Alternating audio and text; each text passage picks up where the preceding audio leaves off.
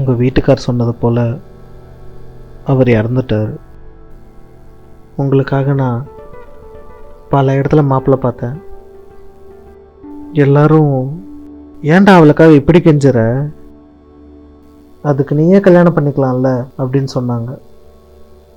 அது எனக்கு சரியாக பட்டுது. அப்போவே நான் முடிவு பண்ணிட்டேன்,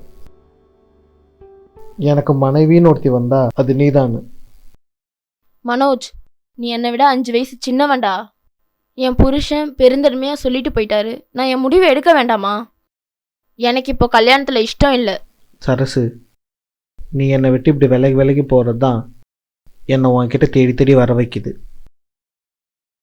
மனோஜ், இந்த வீட்டை விட்டு நான் வெளியில் வரக்கூடாது, யார்கிட்டையும் சகஜமாக பேசக்கூடாது அப்படின்னு எங்கள் அண்ணன் சொல்லியிருக்காரு. உனக்கு புரியுதா?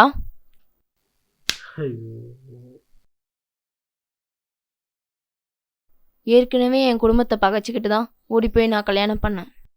ஆனால் அந்த வாழ்க்கை 2 வருஷத்தோட முடிஞ்சு போச்சு. அதுக்கு அடையாளம் தான் இந்த குழந்தை. நான் அப்போ தனிமரமாக தான் நின்னேன். இப்போ தான் எங்கள் வீட்டில் என்னை மன்னிச்சு ஏற்றுக்கிட்டாங்க. வீட்டு வாடகையும் அவங்க தான் தராங்க. ஆனால் இன்னும் அவங்க என்னை முழுசாக மன்னிச்சு ஏற்றுக்கல. அவங்க என்னை முழுசாக மன்னிச்சு ஏற்றுக்கணும்னு நான் ஆசைப்பட்றேன். திரும்பவும் நான் அசிங்கப்பட விரும்பலை. கவலைப்படாத சரஸ், எல்லா நாளும் ஒரே மாதிரி இருக்காது. நீ வேணா பார், ஒரு நாள் நான் எல்லா பிரச்சனையும் தாண்டி உன்னை வந்து கல்யாணம் பண்ணுவேன். வரேன்.